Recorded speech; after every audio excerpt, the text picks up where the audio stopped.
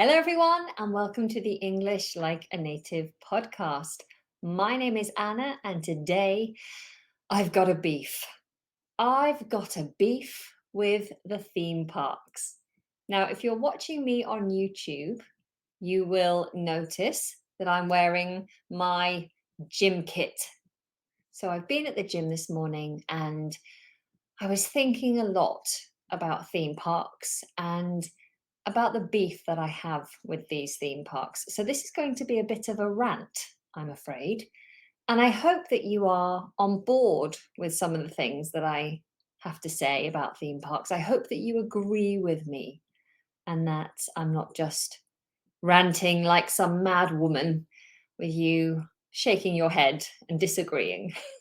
I hope we're on the same page. So, what is a beef? Well, beef, as we know it, is a red meat that comes from the cow. In French, beef is it le boeuf or la boeuf? Le boeuf. I think it's le, but I might be thinking about that actor, Shia LaBeouf. Does that mean he's called like Shay Beef or something like that? Anyway, beef is meat. Now, if you say, I've got a beef with someone, then this is an idiomatic phrase that actually means you have a problem with someone, you have an issue with them. And this is more like a complaint. You're annoyed with them because they've done something or said something, or maybe they haven't done something you expected them to do. So you've got a beef with them. I always think about changing beef for problem. And if you do that, then that's how you use this particular word. I've got a beef with you. I've got a problem with you. Hey, what's his beef? Hey, what's his problem? Okay. So I thought this was a new phrase. I thought this was something from the last couple of decades. But when I looked into this particular phrase, to have a beef with someone, it's actually been around for over 100 years. But the origin is unknown. Now, some suggest it might be to do with being beefy, muscular.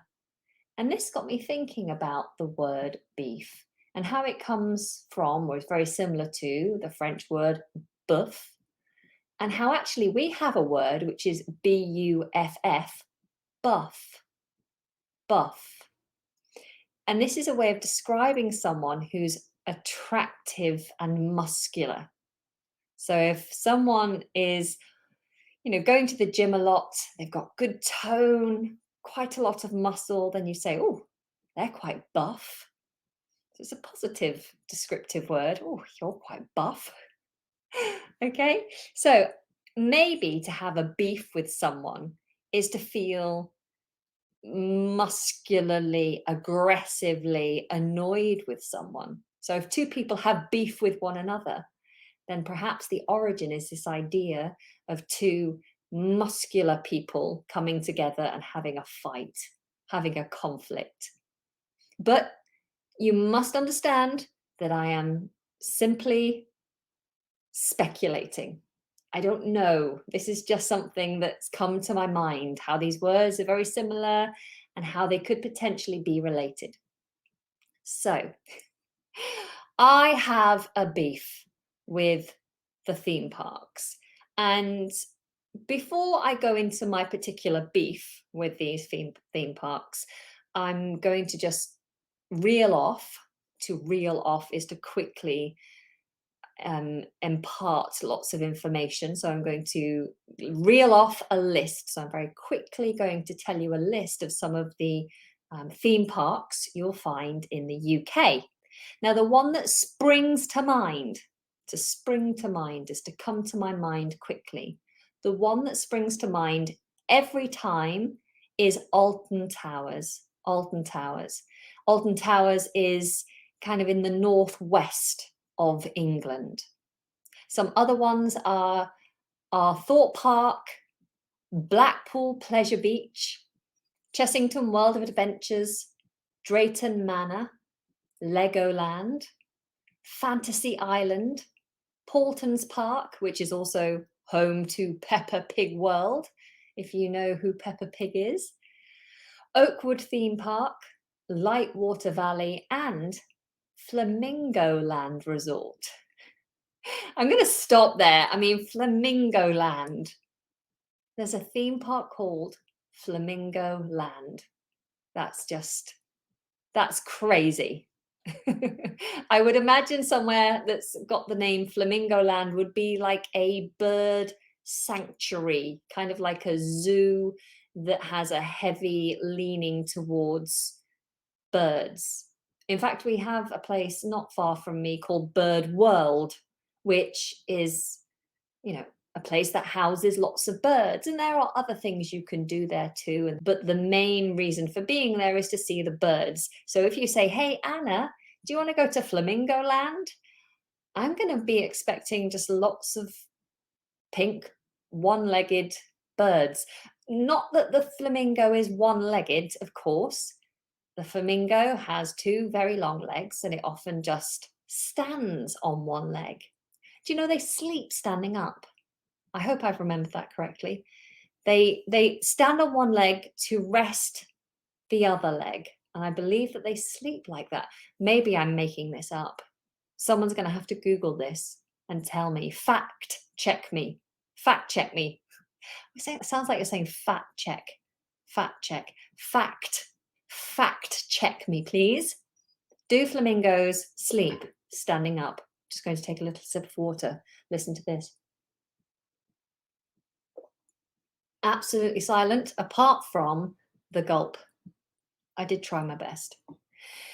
Okay, so those are some of the theme parks you'll find in the UK. I've just reeled that list off for you. Now, as a child, I was a frequent visitor to a theme park that no longer exists, sadly, called Camelot.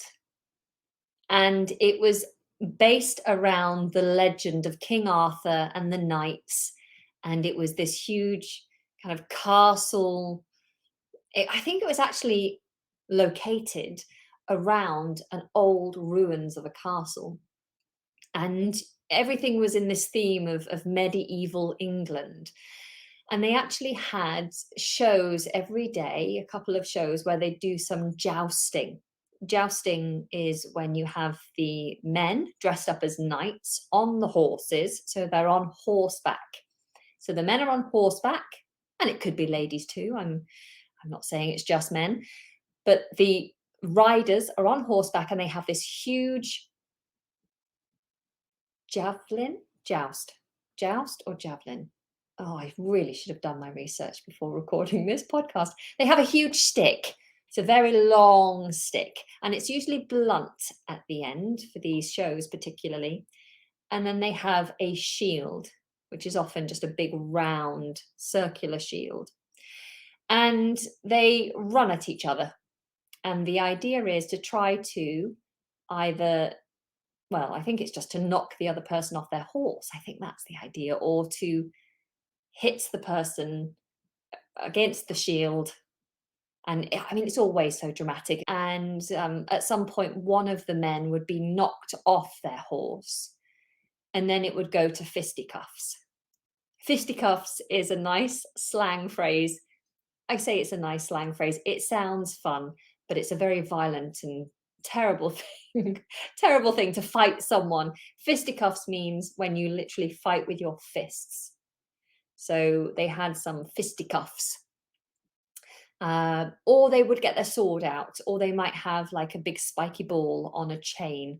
I'm sure these things have actual words to represent them, but I'm not that familiar with these fighting terms. So something you guys can look up for homework. So yeah, we'd have these really dramatic shows, and you would get behind one of the riders, so one of the knights. You would be deciding who you're going to support, and you'd cheer for them throughout the joust. And it was very dramatic. It was wonderful. So those are my childhood memories of theme parks. Going to a theme park that, sure, it had rides, as theme parks do, but it also had these big shows, these dramas, that you could really get involved with. And we'd always take a picnic because that was the way to save a bit of money. I'll come to the cost of theme parks later when I go into my beef. Now, these are very fond memories. To be fond of something means to have a love or a liking for someone or something. So you could say, I'm very fond of this person. And it doesn't mean you're in love with them, although it could suggest that you might love them, but it doesn't always mean that. You could be fond of someone you work with. It doesn't mean that you fancy them, that you want to marry them and have children with them. It might just be that you like them very much. There's a number of people I play squash with, all different ages. And there's one chap in particular who I'm very fond of. He's 81 years old. And I would love him to be my granddad. He's the most wonderful, warm-hearted, happy person. And I often go to squash, even if I'm not really feeling up to it. I don't feel energized, or maybe I have an injury, but I often still go to my social squash session just to see this person who I'm very fond of because he's lovely. So you can be fond of a person, or you can be fond of doing something, or you can be fond of a thing. I'm fond of a bit of chocolate with my coffee. It's just something you really like. But fond often links to happy memories. So fond memories. I have fond memories of visiting Camelot theme park as a child. There was a long period in my adult life where I didn't go to theme parks because I was busy exploring the world and, working and things like that. But as a mum, theme parks are now back on the table. If something is back on the table, it means it's now something to be considered. It's an option or something to be discussed. It's on the table. So theme parks came back on the table once I became a mum, because previously my adventures were quite dangerous, should we say. They were very active. It was mountain climbing, hiking, rock climbing, long cycles, things like that.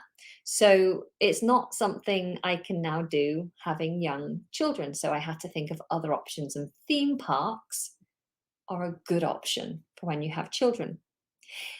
But here is my beef with theme parks. I actually have two beefs. I hope you don't mind. I'm going to rant twice. My first beef with theme parks is, and this actually comes down specifically to one of the worst days I had at a theme park, which was my birthday when I turned 41. I'd forgotten all about planning something for my birthday because I was so busy organizing other people's birthdays. Because I'm a September baby, which means loads of other people in my friend and family circle are also September babies. Lots of people are born in September. I wonder why. Well, it is the 9th month of the year. What happens 9 months previous to that? Oh, yes, Christmas and New Year celebrations. Lots of parties, lots of getting a bit wild, a bit crazy. Boom. Oh, we're having a baby. There we go. So I'm one of those babies, and there's lots of other people in my family. My son is a September baby. My mum is a September baby. My mother-in-law is a September baby. My brother-in-law is a September baby. My best friend's a September baby. So many. So I was busy planning everyone else's happy birthdays, and I forgot about my own. I didn't plan anything. And so as a last resort, we were like, okay, we're going to go to Thorpe Park. So we took a day off work, and Thorpe Park is a theme park that's aimed really at the adults. It's got mostly big, scary rides for adults, not for children. And so we thought, we're going to do this. And we headed out. It's a long way from here, but we headed out early, And we got there, and as soon as we arrived, uh-oh, we saw it. Huge queues just to get into the theme park. Oh, what have we done? We've done this all wrong. We've got it all wrong. We'd chosen a day during the week thinking it would be quiet, but no.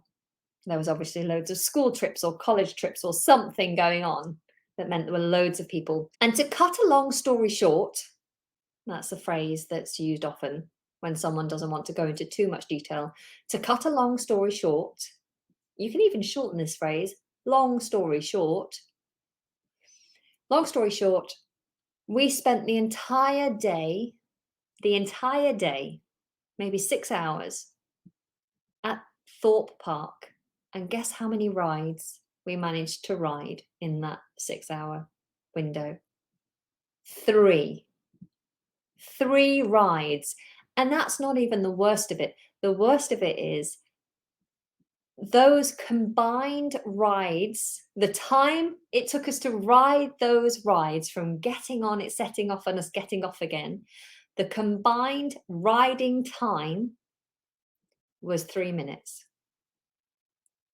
3 minutes in 6 hours.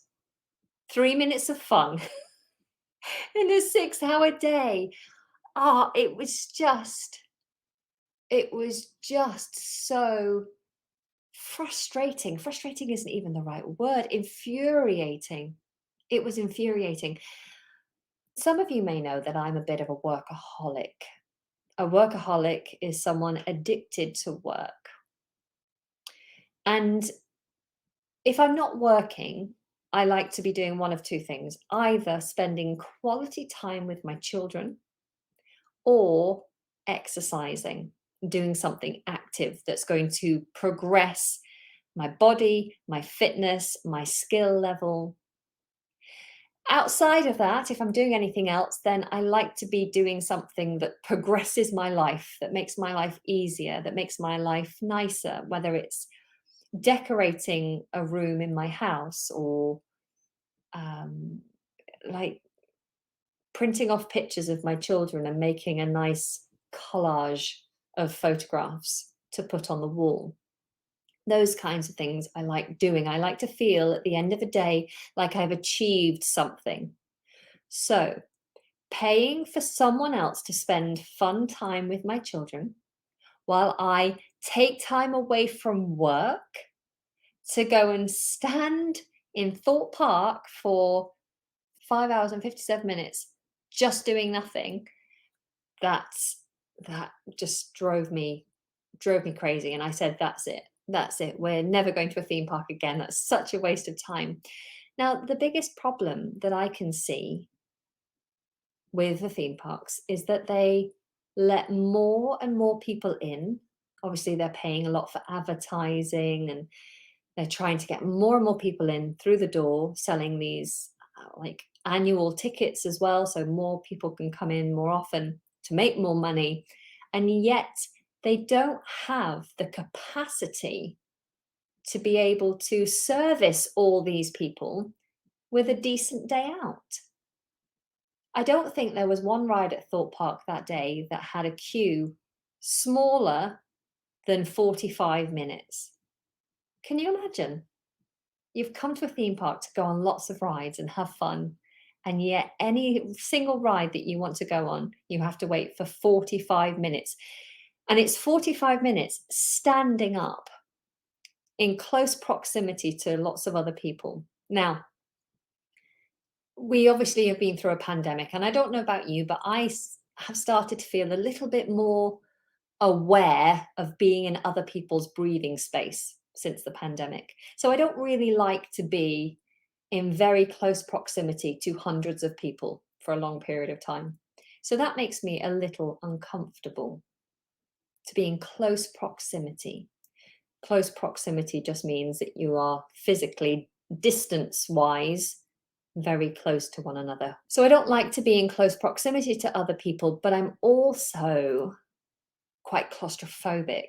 And this is an anxiety that has certainly increased for me as I've aged. And that's silly because I think you should become a little less concerned about things as you get older. You become more wise and more relaxed. But for some reason, I just get terribly anxious when I'm in an enclosed space. It's particularly bad with things like lifts, which is the British term for an elevator, or if I'm on the tube.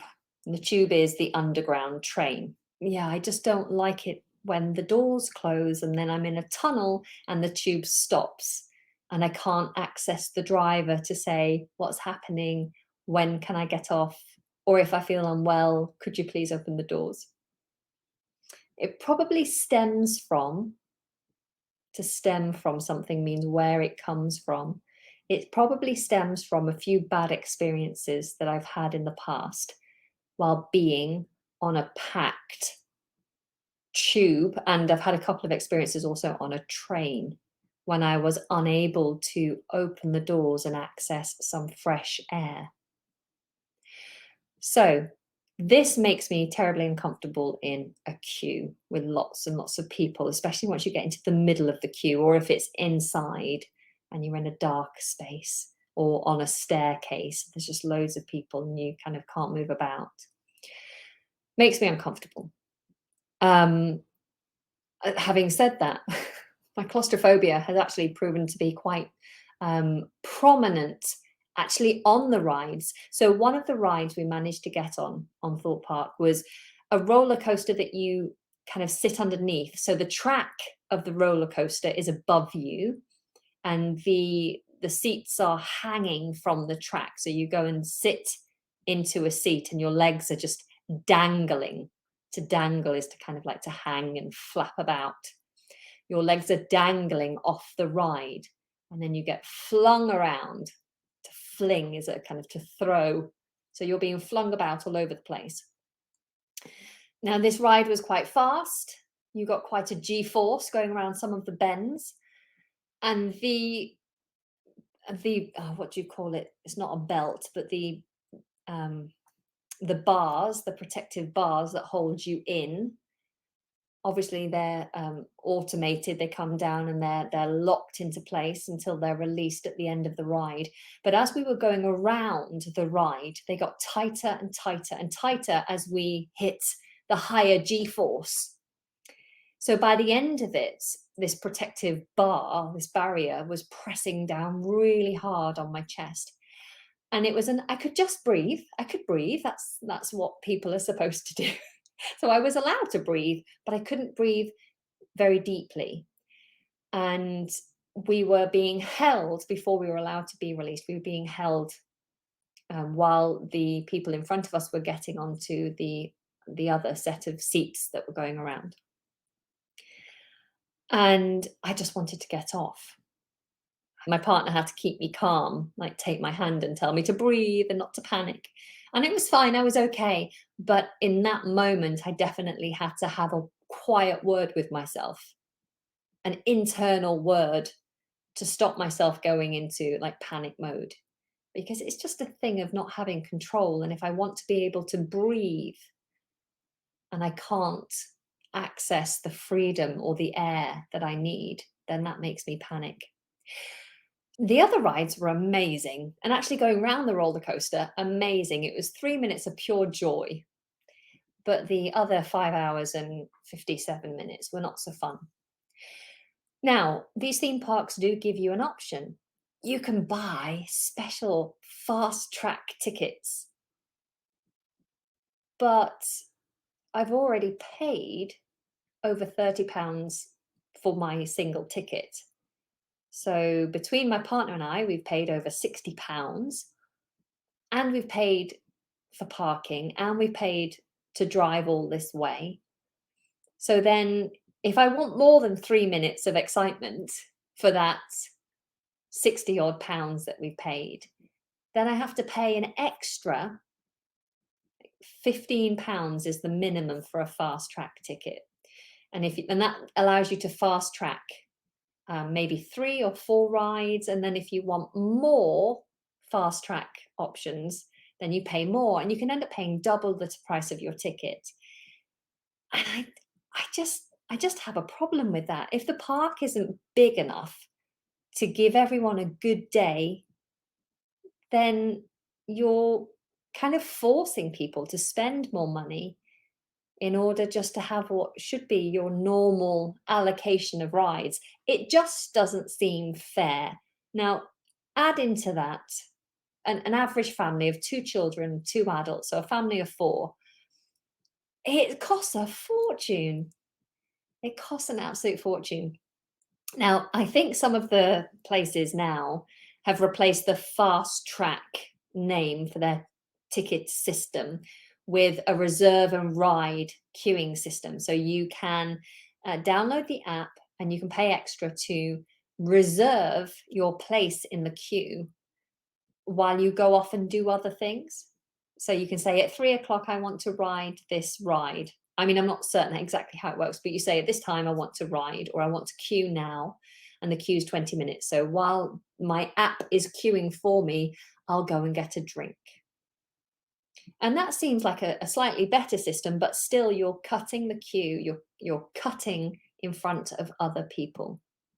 So to cut the queue is to move ahead of others who have been waiting. And queue is a funny word, isn't it? Queue has a very odd spelling. I always doubt when I write the word queue. I have a moment of hesitation. I get the first 3 letters right, and then I'm like, oh, what's the other combination? So it's Q-U-E-U-E. But really, it just needs to be Q-U-E. Q, Q. I mean, it could just be the letter Q, couldn't it? But there's English spelling for you. Not an easy language. Now, the other money making what's the word money making scheme that bothers me a little bit is the price of food, which is always high in these places. The price of photographs. So they take these photos of you as you're going through these rides, pulling all these distorted faces, faces of terror, faces of exhilaration, faces of fear, and they take a picture of you. And then you go and have a look at the photo being displayed to the world as you come off the ride. And you can decide, oh, I'd like to take that home. I'd like to share that with my friends and family. But then they say the price of this photograph, which is slightly blurry, not very good, the price of this photograph is £12. But if you want to have 4 photographs, you could pay £40. It's just extortion. It's an extortionate amount to charge for a photo that's not great. And I always think if they charged a more reasonable price, they would sell so many more. Can you hear those birds in the background? Those are the non-native parrots. We have a parrot population in London, which is always quite fascinating. And they like to come and sit in my garden and screech a lot when I'm recording. So hello, Mr. Parrot. I can also see a magpie from where I'm sitting as well, looking for treasure on my roof. He won't find much, just some leaves in the gutter, probably. Anyway, back to what was I talking about? Queues, cutting queues, and photographs. Photographs being ridiculously priced. So yeah, they would make more money if they just made things reasonable. They also offer, I've never done this, but they also offer unlimited drinks. This is soft drinks, not kind of get tipsy, have a good time kind of drinks. Soft drinks, so high sugar soda like Coca-Cola, Sprite, whatever's on offer. I don't drink soft drinks really, so I'm not familiar with what's popular these days.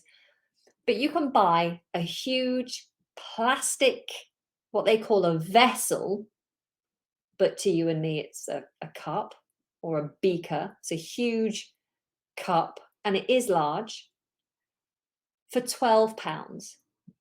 And with this vessel, they call it a vessel. A vessel is just anything that carries something, but a vessel is normally used to describe some sort of boat. But a vessel can be used to describe something that carries something else. So this vessel, as they call it, it's large, and you can pay £12, and then at any point around the park, they'll have these at different points, sorry, around the park. They have these refill stations, so you can refill your vessel.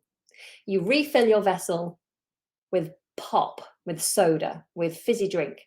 But what gets me is I struggle on the rare occasions that I buy a can of Coca-Cola, which I sometimes do occasionally if I'm feeling dehydrated on a very hot summer's day. A nice can of Coke is lovely. I struggle to drink a can, which is probably, the size of these vessels that they sell. You could only probably get 2 cans. Well, you could probably get 2 or 3 cans of Coke in this one huge vessel. So I struggle to drink one in an entire day. So when you're going around rides that make you feel sick, and in a place that's so busy you have to queue for every toilet, how on earth are you going to drink £12 worth of fizzy drink in this huge cup? And then you've also got to carry it around all day. Who's going to hold it when you go on rides? Like, it just seems like a silly thing. Are you the kind of person who buys these things? I'd love to know your reasoning, and if you find it frustrating or if you actually enjoy the experience of having gallons and gallons of soda as you walk around a theme park.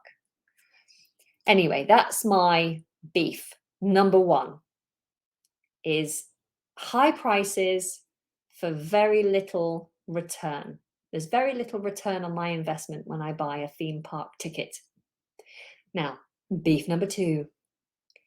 Theme parks aimed at younger families should make queuing more interesting. So let's take Peppa Pig World, for example. Now, Peppa Pig World is wonderful. It's all around the theme of Peppa Pig, which is a popular children's cartoon, an animated series, and there are so many episodes. And it's very educational. And it's, Peppa is this young child pig, and she's got a little brother, George, and a mummy and a daddy and a grandpa and a grandma, and there's all these other characters. So it's very relatable for young children. And there's this theme park called Peppa Pig World that lives within another bigger theme park called Paulton's Park. And when you go in the height of summer or during peak times, there's a lot of people there with lots of young children, from like tiny babies up to, I don't know, maybe 6 or 7 years old, maybe a little older.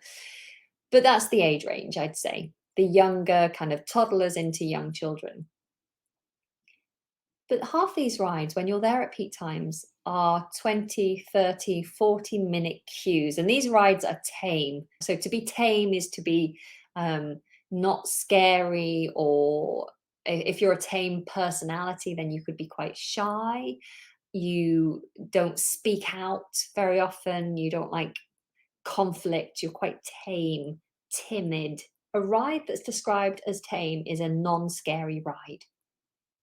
So these rides are designed for toddlers, for young children. So it might just be a boat floating around a lazy river, or a roller coaster ride that slows down even as it's coming down, but then just releases a little bit to give you a little whoosh feeling, but not too much.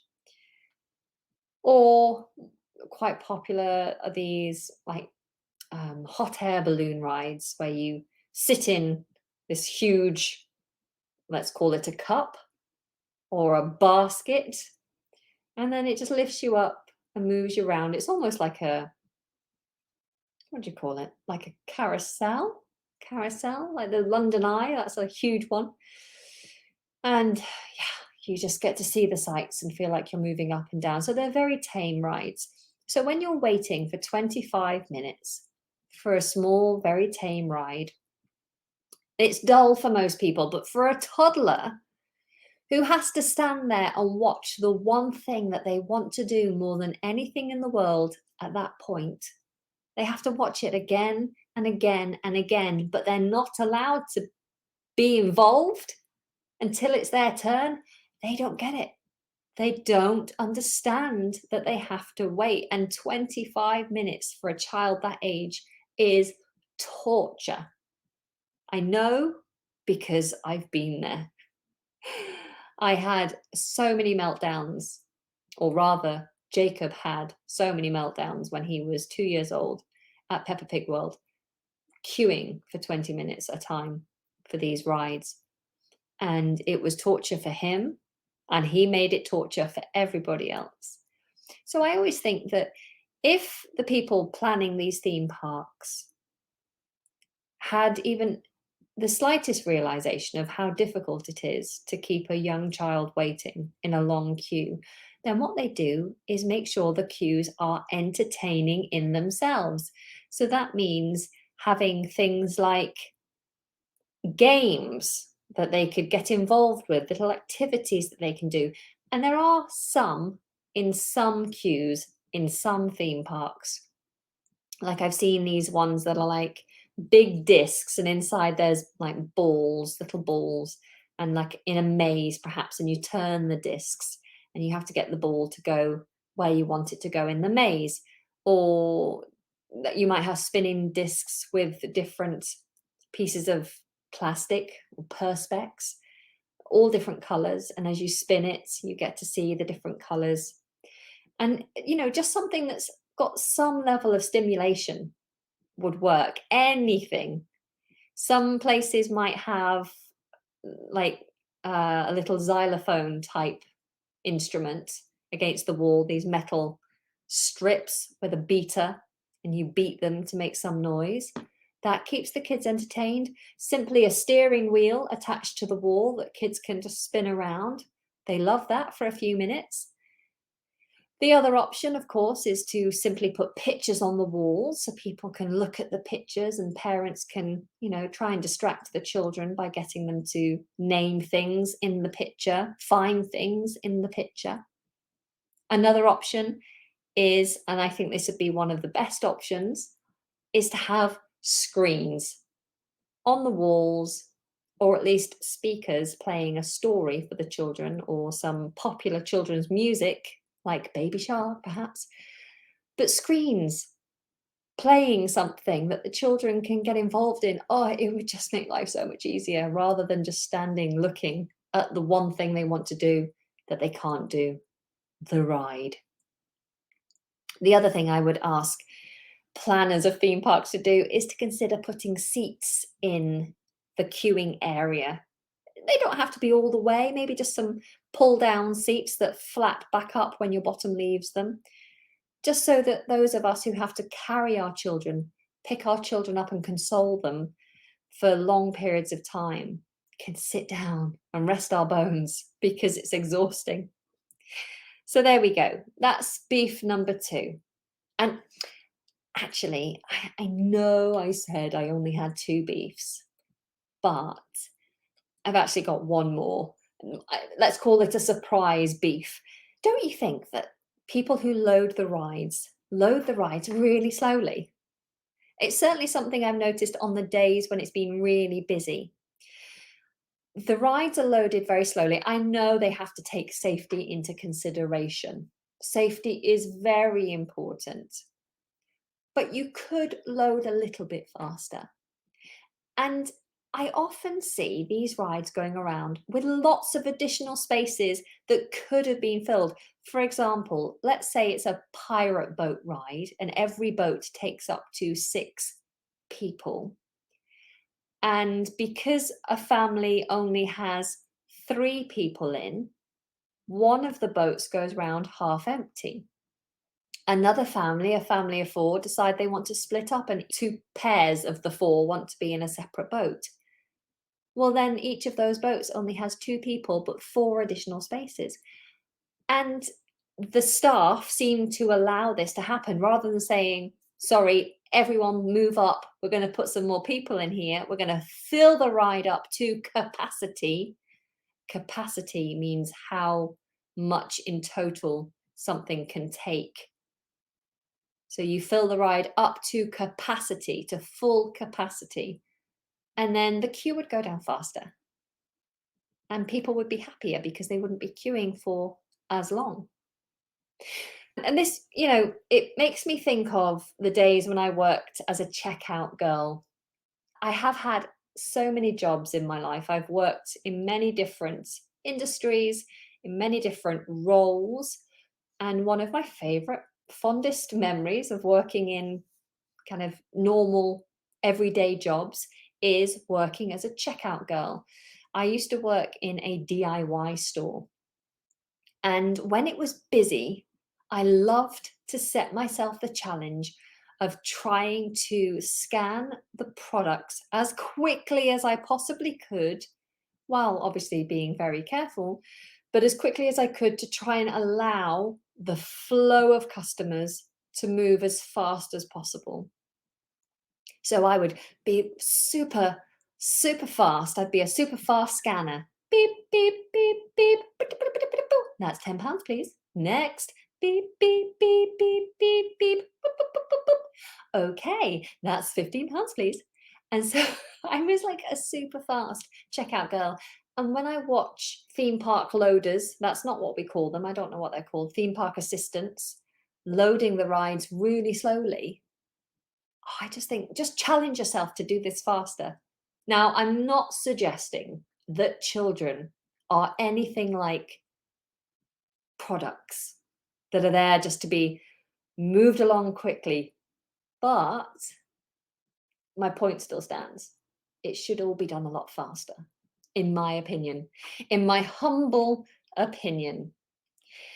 Despite my 3 beefs with the theme parks, I do have to say that I still head to the theme parks on a relatively regular basis. We have these yearly passes, so we're trying to make the most of them. And every time I expect the worst, so I prepare for the worst possible day, and occasionally I'm pleasantly surprised. Like recently, it was my son's second birthday, Caspian.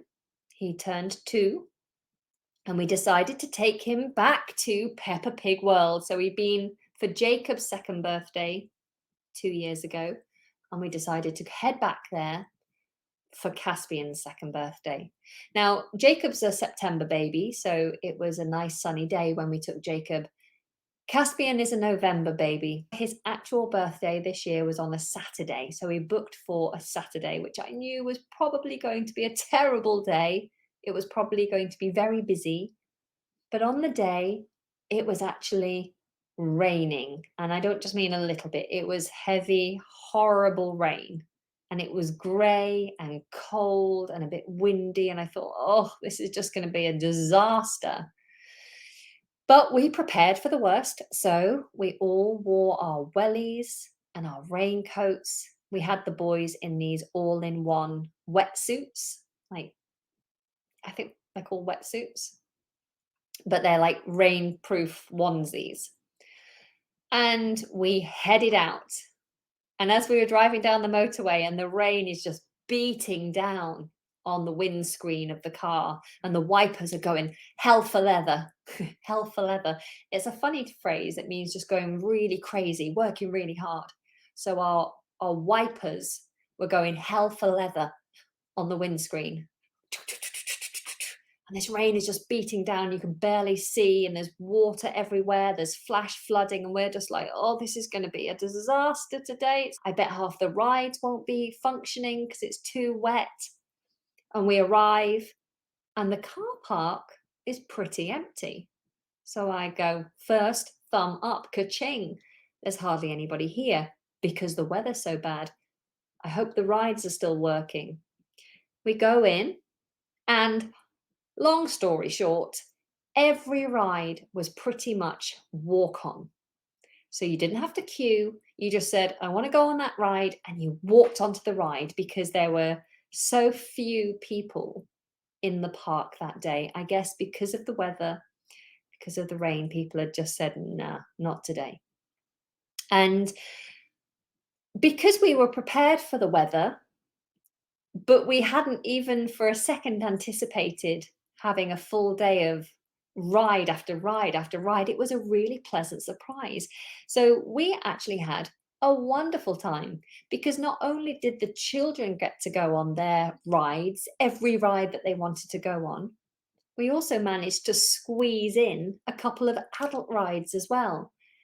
Just after lunch, we're still sitting in the little restaurant. I'd popped to the loo. To pop somewhere is to go somewhere very quickly. I popped to the loo and I saw out of the corner of my eye that one of the big adult rides had no queue, but people were just coming off. So I thought, that's a walk on. That's a walk on adult ride. So I shouted to my partner, "Hey, Nick, if you're quick, you can get on that ride."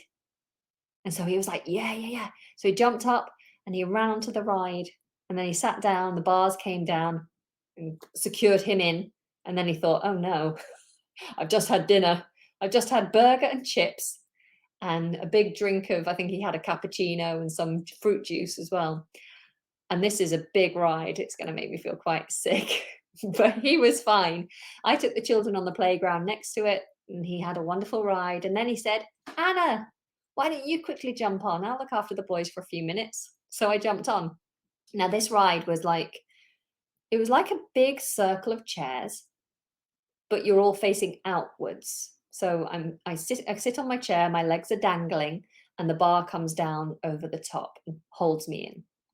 And there's the seat next to me is empty because there's hardly anyone there, but there's someone in the seat next to that. Is this child who, I say child, he was probably like a teenager, so more like 12, 13 years old. And next to him is his dad. And I overheard him say, to overhear something is to hear something that's not meant for you.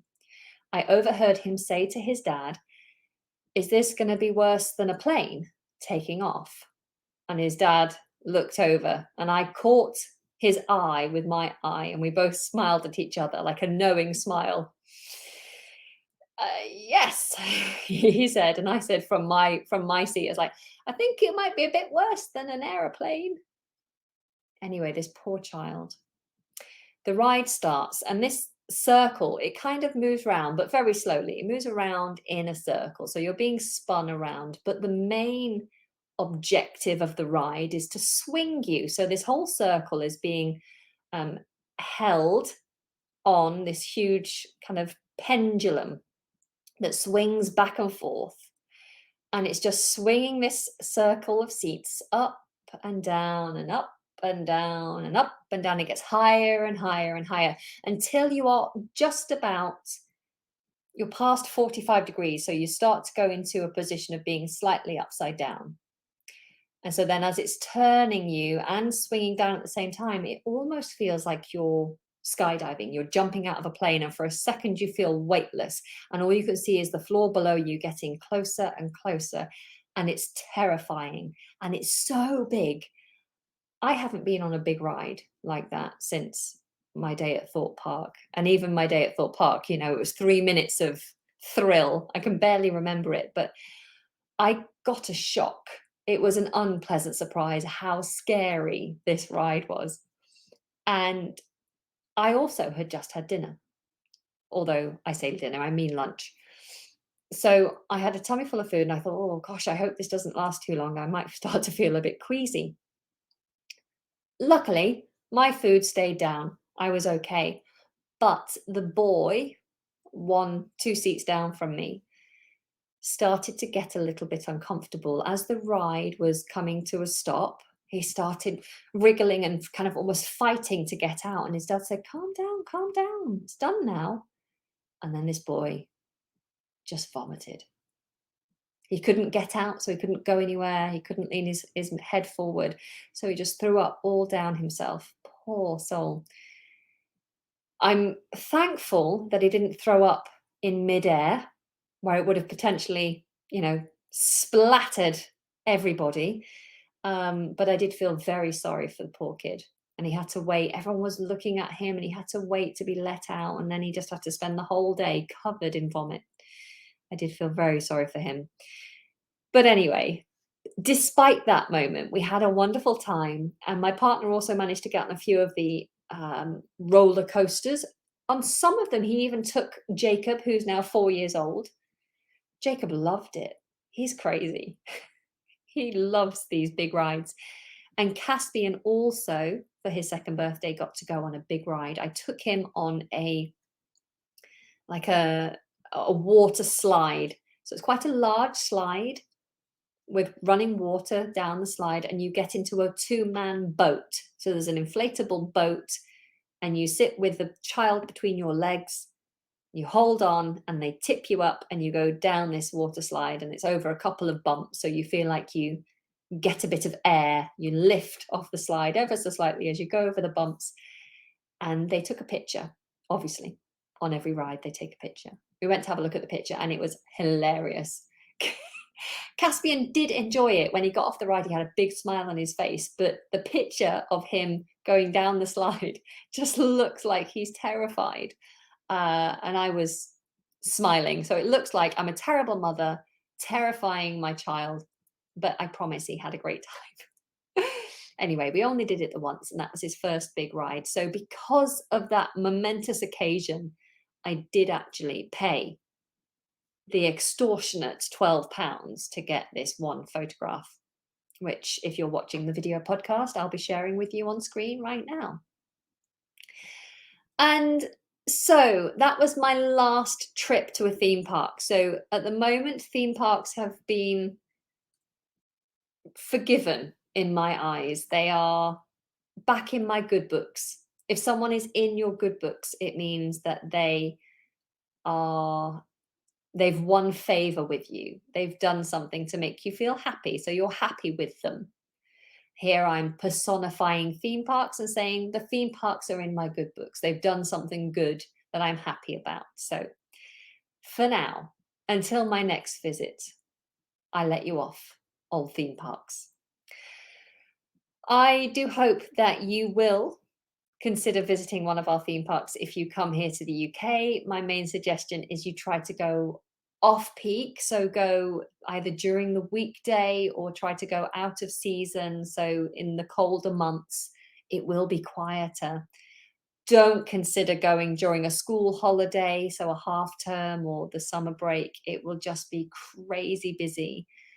And if you are committing to doing a day when it's going to be busy, then you might want to consider doing the fast track options, whether it's reserve and ride or a fast track system. But yeah, try and make the most of it. Maybe even staying in the hotel. A lot of them have a hotel adjoined to them, so connected to as a part of the whole experience. So thank you very much for joining me in today's podcast. If you would like to have an option to download the transcript from today's podcast, and if you'd also like to have access to the interactive read along transcript, and if you'd like the option to take part in many conversation classes live every single week and have access to loads of additional resources, then I would highly recommend you consider joining my conversation club. I will leave a link to this, and it's very affordable, I have to say. I will leave a link to it in the description of this podcast or video podcast, whichever you are consuming right now. But thank you otherwise for listening. Don't forget to give this a rating, a thumb or star. Let everyone know that you're enjoying it, and please do share if you know anyone else looking for an English learning podcast. Thank you very much for listening to my beef, my rant. Take care, everyone, and goodbye.